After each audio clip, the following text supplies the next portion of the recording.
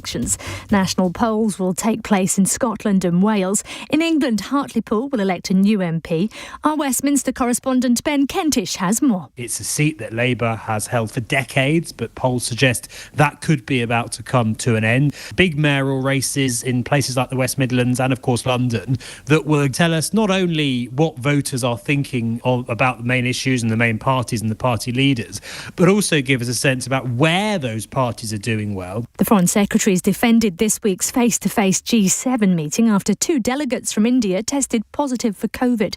Talks ended in London today, but the Indian diplomats, who were extra guests, had to take part virtually. Dominic Raab says all protocols were followed. Police in Kent have tested the dog of a murdered community support officer for possible DNA evidence. No suspects, though, have yet been identified. Debenhams has announced it'll close the last of its department stores in just 10 days' time following its liquidation. 49 shops will shut for good on May the 15th, on top of the 52 due to close this Saturday. In the city, the FTSE 100 has closed up 116 points at 70.39. The pound buys $1.39 and €1.15. LBC weather: showers mostly dying out to leave clear spells. Rain affecting northern Scotland, a low of -1. From Global's newsroom for LBC, I'm Serena Farrow.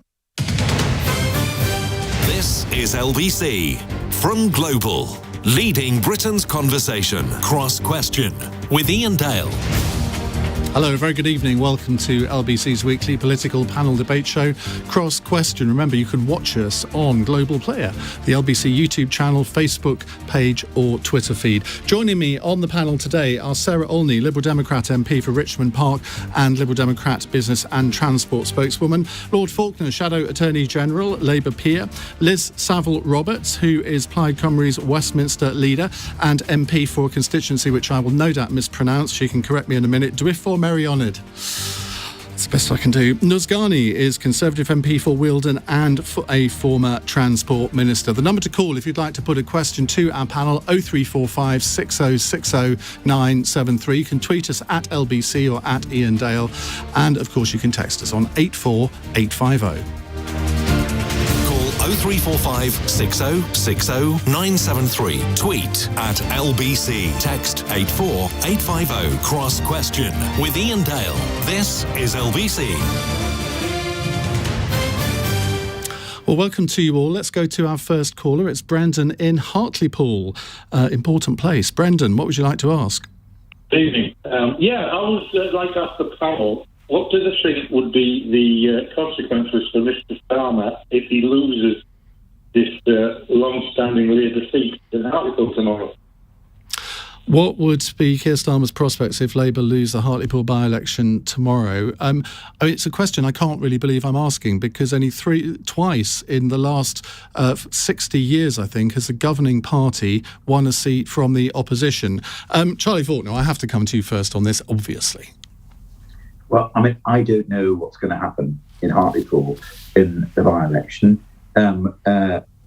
If you look at the figures in 2019, we had something like 34% of the vote, and Brexit got more votes than our majority. I've been up to Hartlepool. I've been struck by perhaps two things. First of all, the voters in Hartlepool are very aware that there's been a change of leadership in the Labour Party. They know Jeremy Corbyn is gone and somebody else has taken over, Keir Starmer.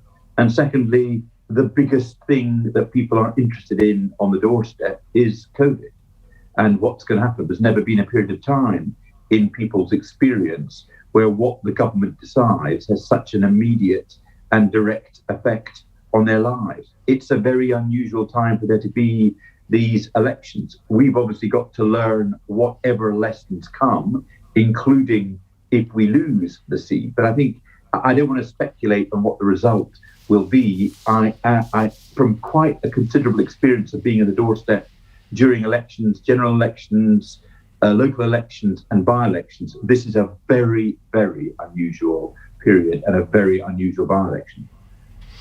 Well, I completely understand why you don't want to predict a Labour defeat. That would be quite remarkable if you did. But, I mean, there are... If Labour didn't win it, if maybe they came third in Scotland again and then didn't win the West Midlands seat, would you accept, though, that there'll be lots of questions that the party has to answer? Well, there are going to be lots of questions, whatever the result is. The key thing, I think, is to listen to what people are saying. It's very difficult to form general conclusions about which way politics are going to go when you're having these 2 years' worth of elections crammed into one day, where the government's position, and indeed I suspect this reflects governments all over the world, is primarily reflected by what the population is feeling on a day-to-day basis, which is almost exclusively about COVID. It's very difficult, for example, to reach conclusions about what happens to the centre-left throughout Europe when there's a COVID election going on. And that's what's happening at the moment. Liz Saville-Roberts, I don't know how familiar you are with what's happening in Hartlepool, but let's also ask you about what's happening in Wales as well, because Labour have been in government in Wales ever since the beginning. What do you think is going to happen tomorrow, apart from Plaid Cymru doing fantastically well, which we take as read?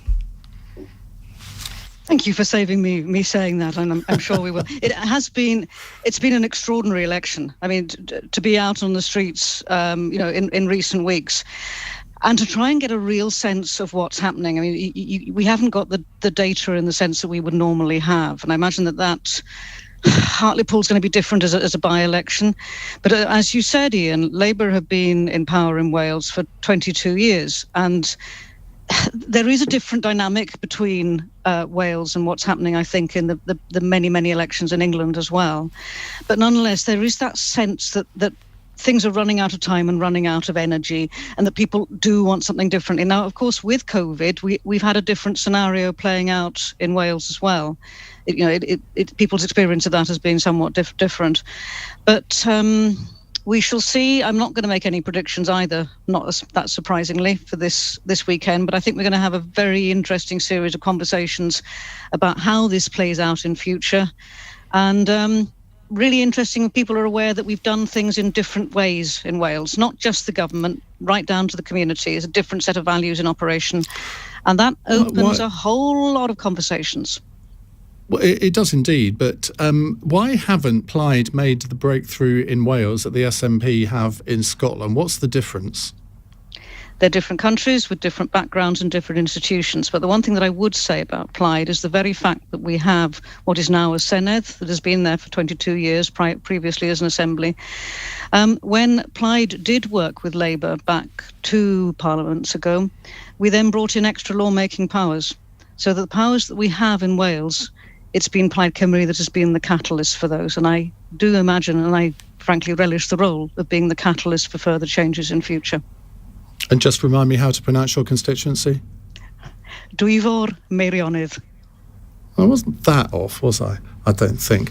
Now, yesterday I interviewed the co-leader of the Scottish Green Party, who did give me predictions about what she thought was going to happen in Scotland. I failed to get predictions out of Liz and Charlie. Sarah Olney, how well are the Liberal Democrats going to do?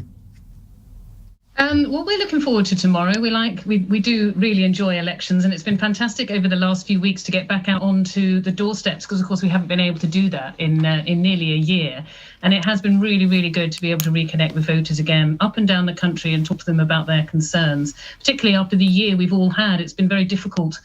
Everyone has had a really traumatic and disrupted year, and obviously it's interesting to talk to them about what impact that's had on them. But obviously I think that's why people are being very cagey about making predictions, because we just don't know how that's going to have impacted their voting intentions. But we're hoping to make progress across the country in a number of different contests. Can you agree with me that you're not going to win in Hartlepool, given the last poll put you at 1%? We have an excellent local candidate there, Andy Hagon, who is born in the constituency. Well, he's not doing very well, is he? But we have no particular skin in the game in Hartlepool, and I think we do that from the start. Well, you say that, but actually the Liberal Democrats won Redcar, which is not that far away from Hartlepool, in the not too distant past. And you've always been really good at by-elections. Why have you lost that art at winning by-elections? Well, as a by-election survivor here, I can tell you it very much depends on the seat. Obviously, Richmond Park was a stunning success for us 4.5 years ago. You're obviously a much better candidate than your Hartlepool guy. Well, I think it's partly, sometimes by-elections can be a reflection of national issues, and sometimes they can be a reflection of much more local issues. You're right, we do have quite a big presence up in the northeast, with the main opposition on Newcastle City Council, for example. We run Redcar District Council, as you just said. So, we do have more presence up there than people might think. But I think it very much depends the different dynamics of different seats. Sometimes it's really worth us, sometimes where we're second, or we think that the demographics suit us, we'll really pull out the stops and really see what can be done. I think we always suffer from not having as much of a national profile as the Conservatives and Labour. So, but when we decide to go for a seat, we really put our heart and soul into it, and that's what really makes the difference. It's not just the candidate. Now, because, Sarah, you committed the cardinal sin of mentioning your candidate's name, I now have to read out all of the other candidates' names for Hartlepool. So have a little cup of tea while I do this. The other candidates in Hartlepool are the SDP, David Bettany, Monster Raving Looney, the Incredible Flying Brick, North East, Hilton Dawson, Women's Equality Party, Gemma Evans, Green Party, Rachel Featherstone, Independent, Adam Gaines, Liberal Democrat, we know, Andrew Hagan, Freedom Alliance, Steve Jack, Independent, Chris Killick, Independent, Sam Lee, Heritage Party, Claire Martin, Conservative Party, Jill Mortimer, Reform UK, John Prescott, no, not that one, Independent, Thelma Walker, and another Independent, W. Ralph Wall Jackson, and Labour, Paul Williams. Phew, got to the end of it. Ghani, what are Conservative expectations in Hartlepool? I was going to be in complete contrast to Sarah and say, I'm going to break ranks and be very cautiously optimistic. Is that good enough for me, or am I going too far already? Well, I think to be fair, Liz was quite cautiously optimistic too. So you're not breaking ranks by saying that. What's Liz? Oh, no. Well, there we are. But I think, God, I don't want to jinx it, but and obviously don't want to take any vote for granted. But the mood is good. The mood is good, and I don't think it's just about what we're doing nationally down in Westminster. But I think the one thing that we're sort of overlooking is the phenomenal success of some of our mayoral candidates, and the fact that they've been able just to deliver locally or regionally, and that's providing people with a sense of optimism. And you can vote for a candidate. And let's not name any of them, please.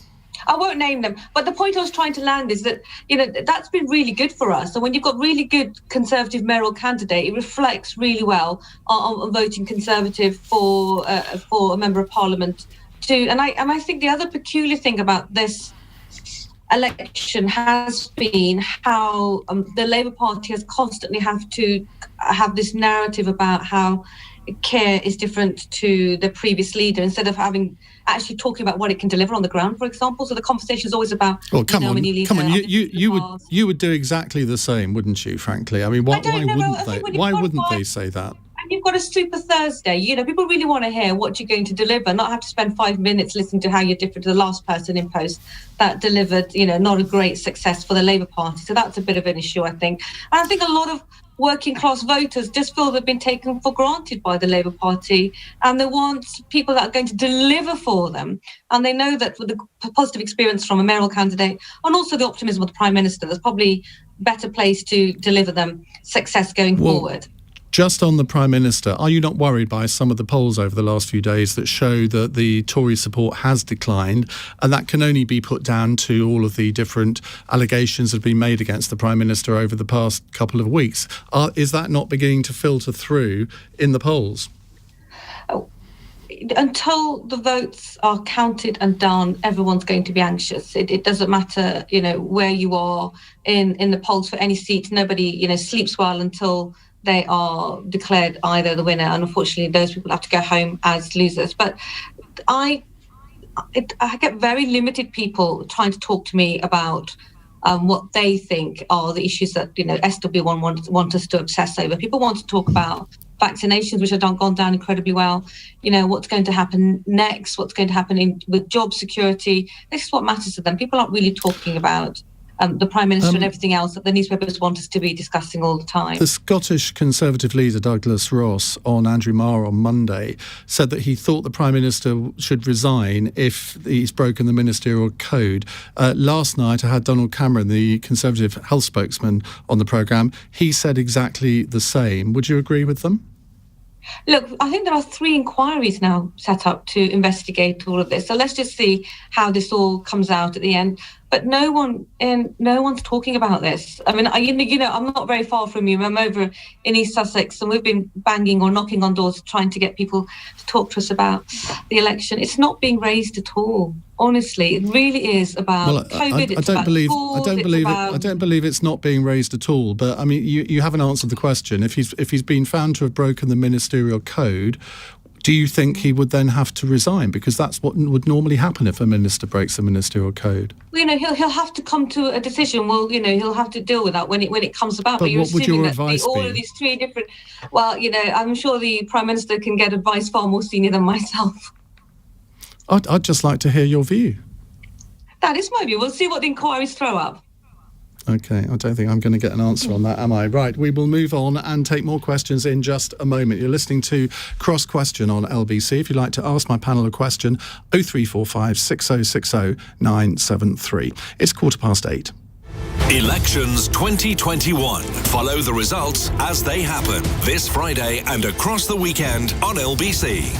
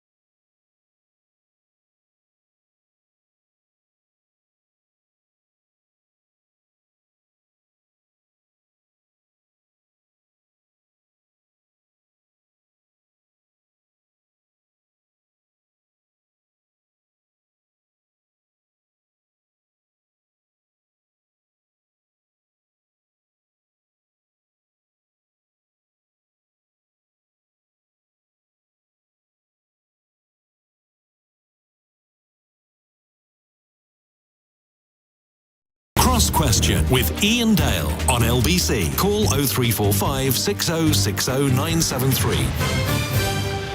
It's 18 minutes past 8. This is not a question from a listener, but it's news that's just breaking.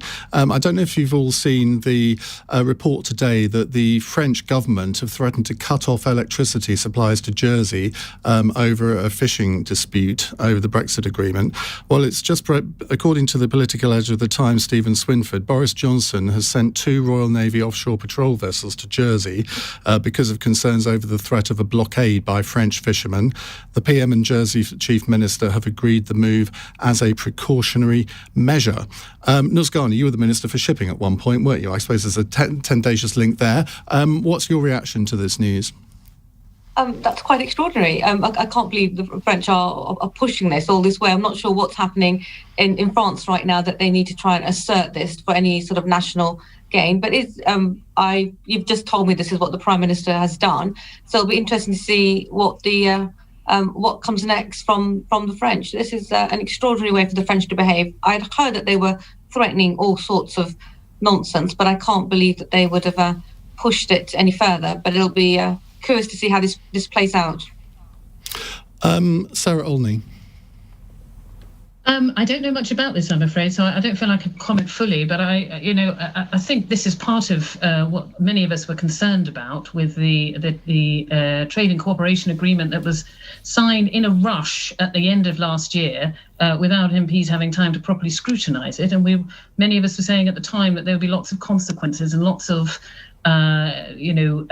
elements of it that we wouldn't be able to necessarily, predict. So I can't honestly say, because I don't know enough about this particular dispute to say to what extent the TCA has played a role in this. But certainly the trade agreement was rushed. We haven't had time to scrutinise it properly.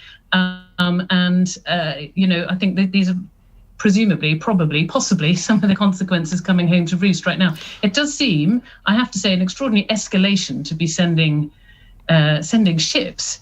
There must surely be a diplomatic solution to this, and I can't see how escalating it like this is going to... It's extraordinary to threaten to cut off electricity, I don't disagree, but nevertheless, I feel certain there must be a diplomatic route to resolving this, and that sending ships is an escalation also that we don't need.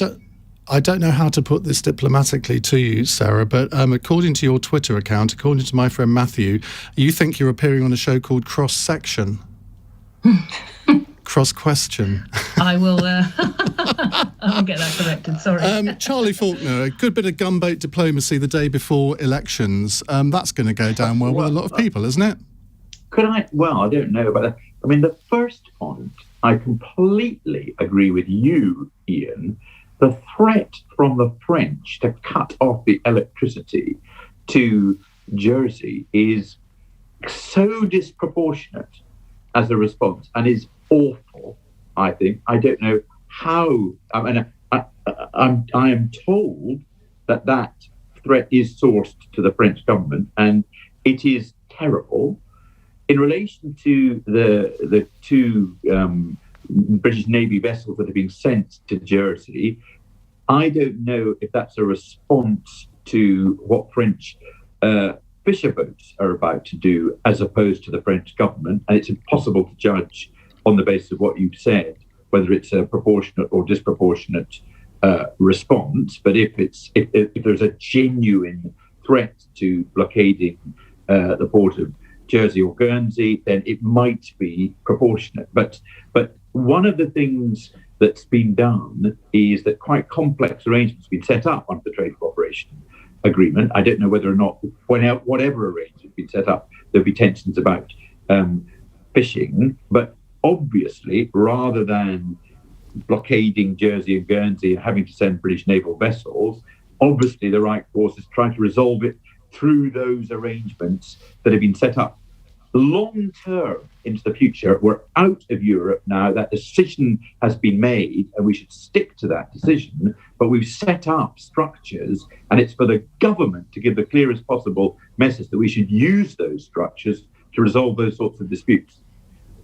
But Charlie, when you've got governments acting in national interest, playing to a local audience, the French threat on cutting electricity, we can't be we're acting as though that we're dealing with people that are going to be mature on all sides, and that definitely isn't the case when it comes to French. And a lot of emotions are involved when it comes to fishing rights as well. All that's not inaccurate, but ultimately we have to reach solutions long term. I completely agree with you that the threat to electricity is completely disproportionate. Just before I come to Liz, Harry Cole, the political editor of The Sun, latest from the Channel, he headlines his tweet. A Downing Street spokesperson has just said this. This evening, the Prime Minister spoke to the Chief Minister of Jersey, Senator John Le Fondre, and the Minister of External Affairs, Ian Gorst, about the prospect of a blockade of St Helier. The Prime Minister and Chief Minister stressed the urgent need for de-escalation of tensions and for dialogue between Jersey and France on fishing access. The Prime Minister underlined his unwavering support for Jersey. He said any blockade would be completely unjustified. As a precautionary measure, the UK will be sending 2 offshore patrol vessels to monitor the situation. They agreed the UK and Jersey governments would continue to work closely on this issue. Well, de-escalation and then sending 2 patrol boats in, do those 2 things really match, Liz? It just sounds... I mean, forgive me, there is something that's rather... we're responding on the hoof here, which, without knowing all the details, obviously, even though we've had that little bit more... It does seem on the both hand, though, that this is posturing on both sides. A blockade on the one side and a threat to electricity supplies on the other. Alongside this, there should be proper structures in place to discuss this. Those 2 threats are coming from the same side. Yep. Liz, those 2 threats are coming from the French. But nonetheless, then to be sending over some form of naval backup, again, this is disproportionate. There should be proper structures in place to be discussing the nature of the relationship with fishing between France and the UK. This was always flagged up throughout Brexit. Just as an aside, nothing about fishing has been sorted. We know that now that UK fishing boats don't have access into Norwegian waters, and I have got shellfish and seafood producers here who can't sell a thing, with no prospect of being able to sell a thing. We've had too long of governments, the UK government, posturing that everything is fine with Brexit, and then using this, a couple of days before an election, to send something out that pleases the Sun. It's shameful. So you think it is a calculated political move on the part of the Prime Minister, nothing really to do with the issue? I think the Prime Minister is taking the opportunity to say something that appeals to a certain sort of audience. It doesn't solve the problem. It doesn't solve the problem in relation to fishing. What kind of audience in relation is that? with France and the UK, with access to waters, which was entirely predictable. And alongside that, we have UK fishing people who can't sell their produce, with no prospect of being able to sell their produce. You said it appeals to a certain type of audience. What type of audience do you mean? I think the Prime Minister would be better to engage with diplomatic methods of solving these problems, which are not going to go away overnight. This one short-term solution is not going to solve the relationship with fishing and France, you said a certain type of audience with the Channel Islands into the future. I'm trying to get at what kind of audience you meant by that remark. We are in the day before an election. Okay. Let's go to another question. Zishan is in Ilford. Hello, Zishan. Hi, good evening. Given the critical situation in India with COVID and the fact that India is not a G7 member, don't you think inviting delegates from India to this summit is probably a mistake in desperation to try and broker trade deals, as Boris's visit had to be cancelled last minute? Well, the G7 summit has been in the diary for a very long time, hasn't it? Sarah Olney, what do you think? Well, obviously, as we've seen, some of the delegation have now had to self-isolate because of COVID. And I think actually this really does go to the heart of kind of the current debate about borders and what precautions we need to be taking. There's obviously pressure on the one hand to reopen our borders and to, get life back to normal and to be able to travel abroad this summer. But at the same time, we do need to really think about what the risks are. I think it would have been sensible, given the situation in India at the moment, and we've all seen on the news the really dreadful news reports from the hospitals in India. So we know how bad it is over there. I think it would have been sensible. I absolutely want to have, obviously, India at the table at these discussions, but we've all got much more used to doing things on Zoom over the last year, as we are right now. And we know it's possible. We know that a reasonable dialogue can be had over Zoom. I think it would have been more sensible to have allowed them to participate remotely. Ghani?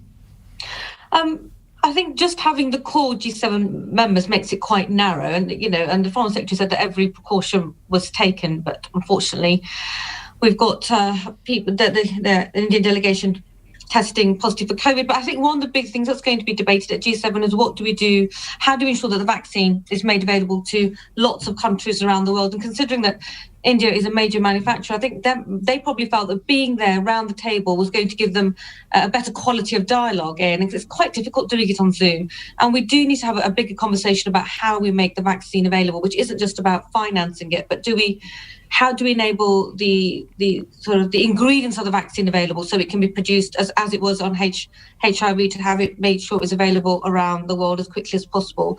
And I assume that they felt that they just had to be there to be a part of that conversation.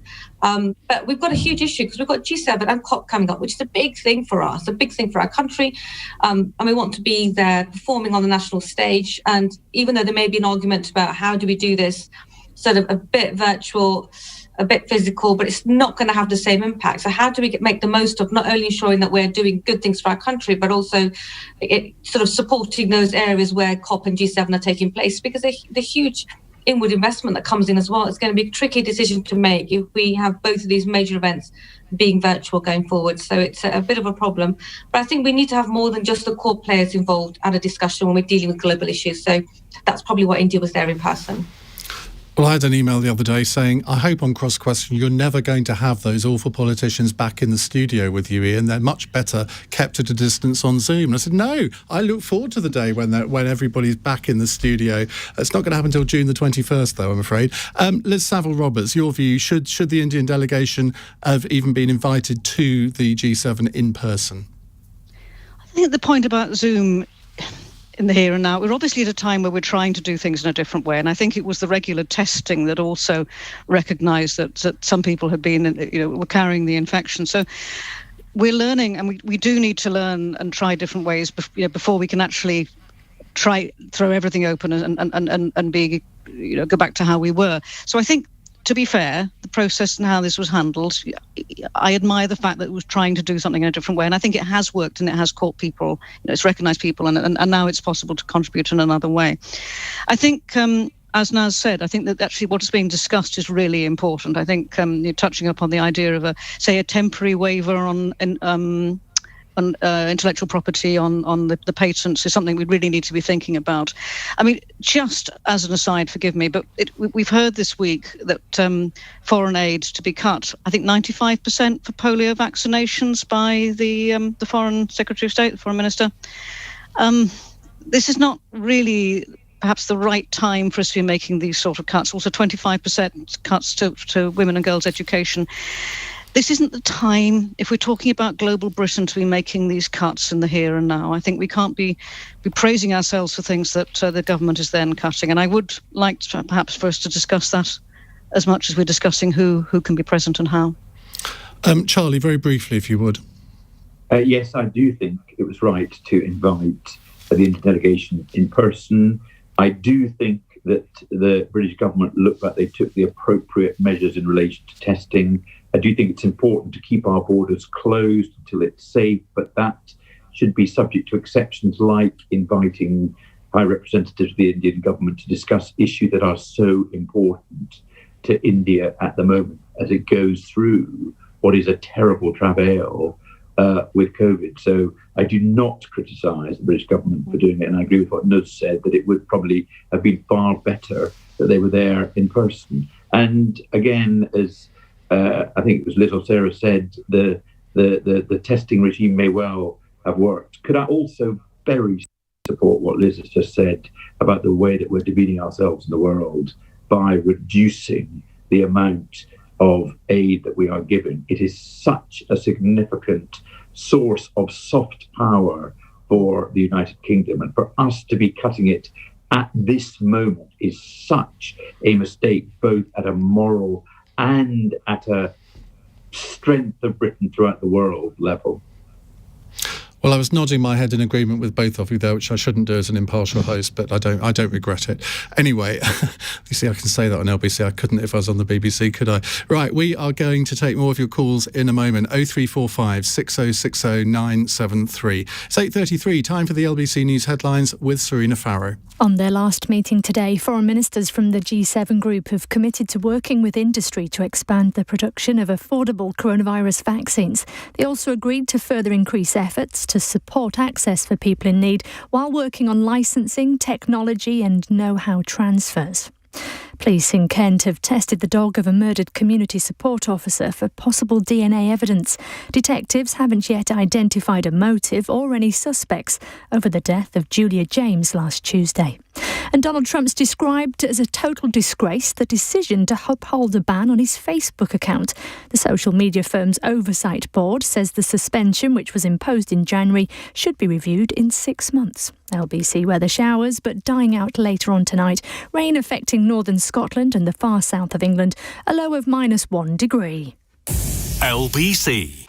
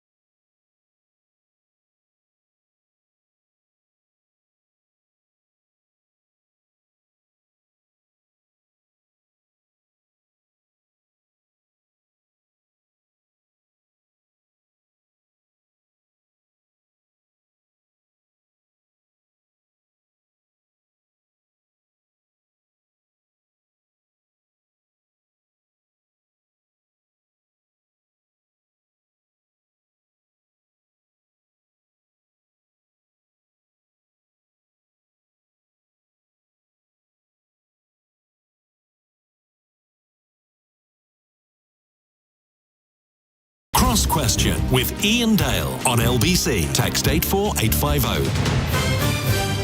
It's 8:38 on LBC. Let me reintroduce my panel. Ghani is Conservative MP for Wealden, former Transport Minister. Liz Saville-Roberts, Plaid Cymru Westminster leader and MP for Dwyfor Meirioneth.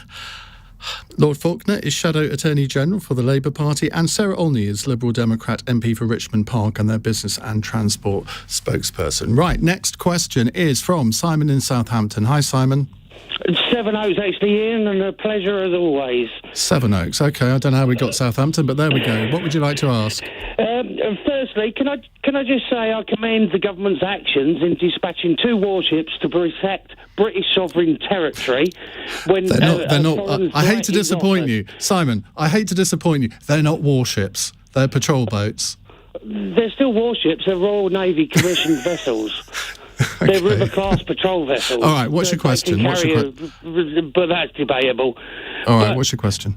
But that aside, talking of defence of the realm, with the collapse of the trial against former paratroopers A and C in Belfast this week, concerning the murder of the terrorist McGann, is it not time that we draw a line under the Troubles and that the letters of comfort and pardons that were issued to loyalists and Republican terrorists are extended to British Forces security personnel?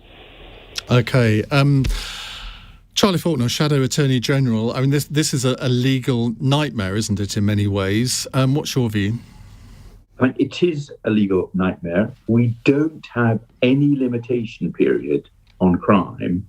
If the evidence is there, which shows there's a more than 50% chance of a conviction, then charges should be brought. It looks like the charges should not have been brought in the cases that that has been mentioned by the caller, because the trial collapsed pretty quickly on the basis that the judge regarded the main piece of evidence as unreliable. In those circumstances, I don't think people 50 years later should be put through a trial that is going to collapse almost at the first contact with the evidence. But I think as a matter of principle, it is wrong that people can think if a certain number of years go by, they're safe from prosecutions. The answer to the problems is things should be investigated at the time properly. And if there's no evidence of sufficient to justify a crime, then that should be the end of it, unless new and very compelling evidence comes through. That didn't happen in relation to the events around the Troubles. I'm afraid I don't agree with there being any limitation period. It is a price we pay for a free society, but I'm very sure that charges should now, 50 years later, only be brought where there is a very strong chance of conviction. Do you think that there was too much politics involved in this, and that the prosecuting authorities felt they had to go ahead for maybe presentational or political reasons, rather than because there was a very strong legal case, which clearly there wasn't? Well, if it was done on the basis of politics, that is just as undermining for the justice system as it is if we drop charges because politics demand that they be dropped. You've got to have absolute confidence that decisions are being made on prosecutions on a purely evidence basis and not a political basis. And I've had real concerns about this government's attitude towards prosecutions, where the Attorney General had previously proved not to be independent in relation to it.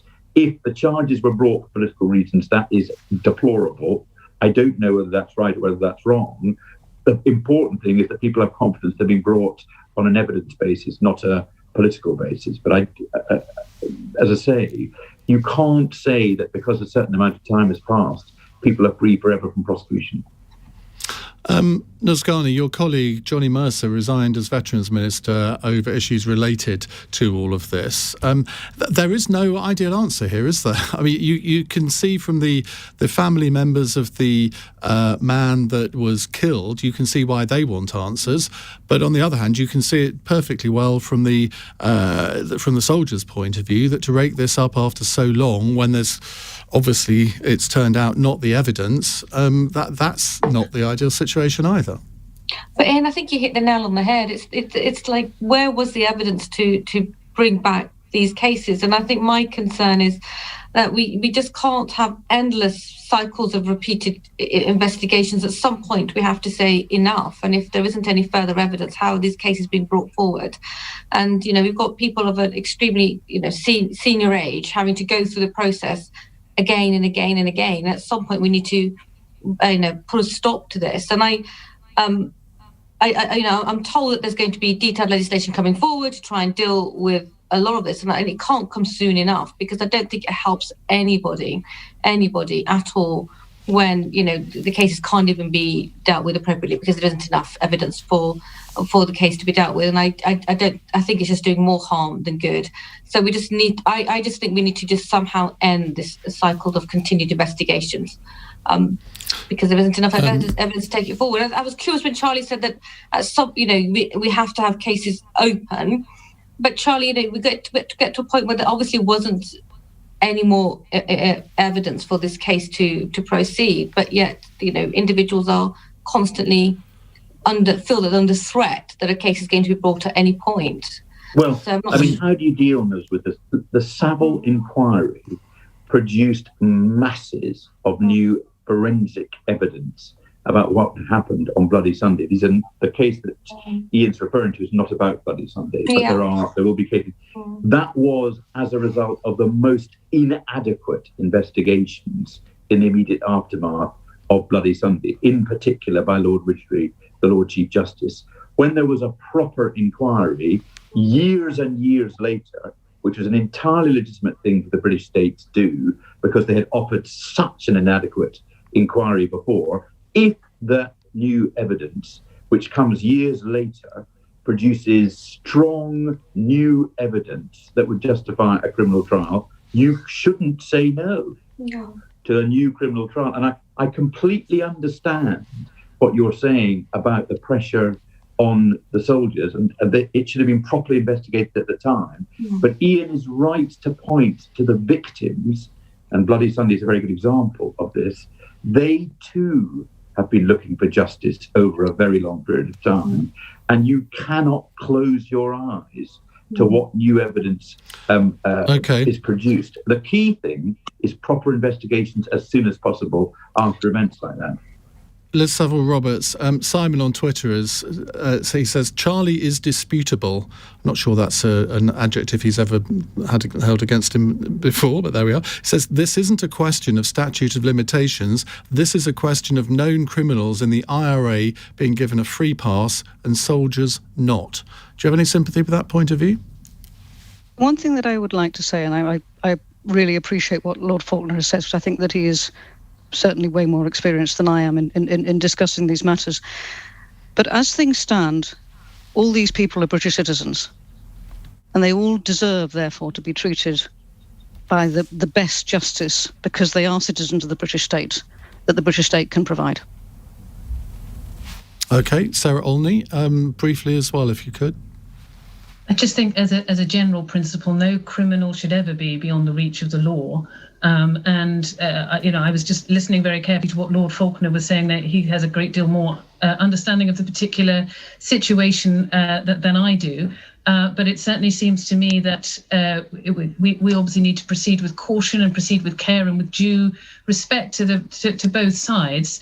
But if there is evidence, then we should pursue that evidence where it leads. But I can't understand why these trials collapsed last week, why they were ever brought if the evidence wasn't strong enough in the first place. Just before we go to break, and going back to the story about Jersey and France, there's a new hashtag on Twitter, #JeSuisJersey. And also, someone on Twitter says that Boris Johnson sending patrol vessels will mean France surrendering by Friday. Harsh. It's 8:47. This is LBC.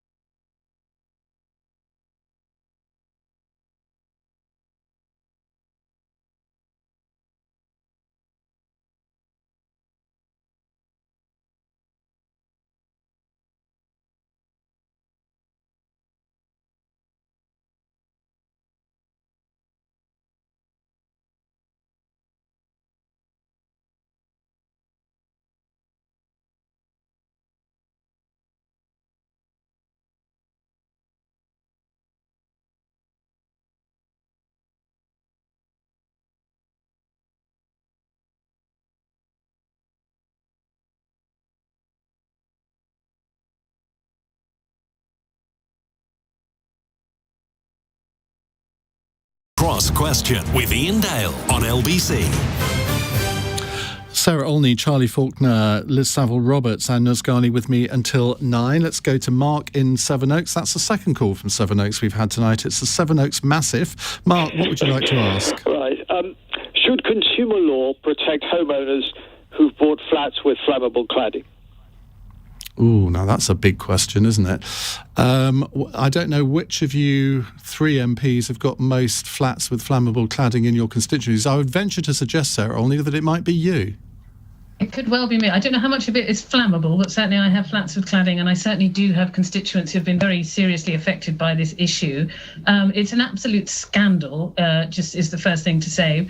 It's really quite mind-blowing that we've even got here, because how we could have so many buildings with dangerous materials stuck on the side of them, and it's not just cladding, it's insulation as well. It's just completely extraordinary. But now that we are here, it is extremely difficult to work out how we move forward, because there's no doubt that at some point you could say that those companies who are producing it are possibly responsible, but there's no way they would have the financial resources to remediate everywhere. It's absolutely essential that the government step in and do far more than they've currently committed to doing. The Lib Dems at every stage of the way were trying to get the fire safety bill that's just passed amended to get the government to do more, because we have so many thousands of people, possibly hundreds of thousands of people stuck in these unsafe flats. They're unable to sell them, and they cannot afford the bills they're being presented with to remediate. It is an absolute scandal, and the government really must do more. Right, again, I'll ask for relatively brief answers so I can fit in one more question before we finish. Ghani. I don't have a huge amount of constituents involved in this, but I do actually have lots of friends and family who live in far more urban areas who've been caught up with this, and it's been incredibly stressful for them, because they're anxious about the values of their homes and if there's any way that they're able to sell them, move on to the next property. I think the government has tried to do its best, but we need to come up with a stronger solution that puts a greater pressure on the builders of these apartments to take the pressure off the actual homeowners. My biggest concern is that for a lot of people, buying an apartment is their first step on the housing ladder, and if it's going to be the final step, then it's not going to be helping anybody. So I think there's a bit more work to do here, Iain. Liz, is this a big problem in your area? I don't think that I actually have a single instance of this, which is fortunate for the area, but I do know people who live in them. It just seems to be one of those situations that where we know that builders can walk away from these, they can cease to trade. Insurance companies obviously haven't been picking this up. It does seem that only central government really can find some sort of resolution to this, because for the people involved with it, it is an absolute nightmare. They're afraid of the flat that they live in, they're afraid for their safety, and they can't sell it, and they can't afford the costs that are being levied on them. Charlie, is the only way through this for the government to come up with the money to compensate people? Because it's not their fault. It is clearly the fault of the builders who put the wrong cladding on, but they will say, well, we were only operating under the regulations that existed at the time. This is one of those almost insoluble problems, isn't it? Well, it's not insoluble. The solution is exactly as you say. The government has got to come up with a scheme that properly compensates people who are completely innocent in this. They didn't know that the cladding would make their homes unsellable. The reason that it is such a systemic problem is because there was such a massive failure of government regulation. The individual tragedies of people who are affected by this is huge. Their future is completely blighted by buying a property that they now cannot sell. I completely agree with Sarah that the government has got to come up with a solution which is equitable, which does try to get recovery from those who produce the cladding, but they'll never be able to produce enough money.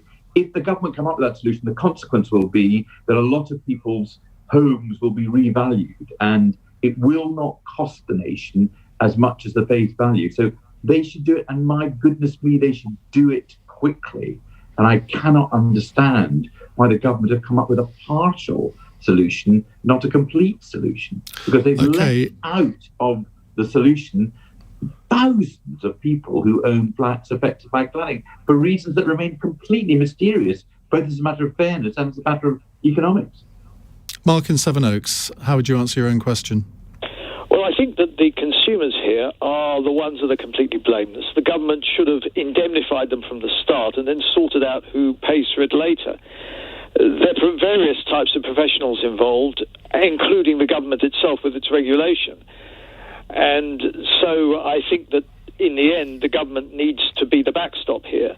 Whether they can blame any other professionals is another matter, but it certainly should have, from the beginning, been the case that the consumers in this issue should have been protected. OK, Mark, thank you very much. That's Mark in Sevenoaks. Chris is not in Sevenoaks, unusually. He's in Richmond. Hello, Chris.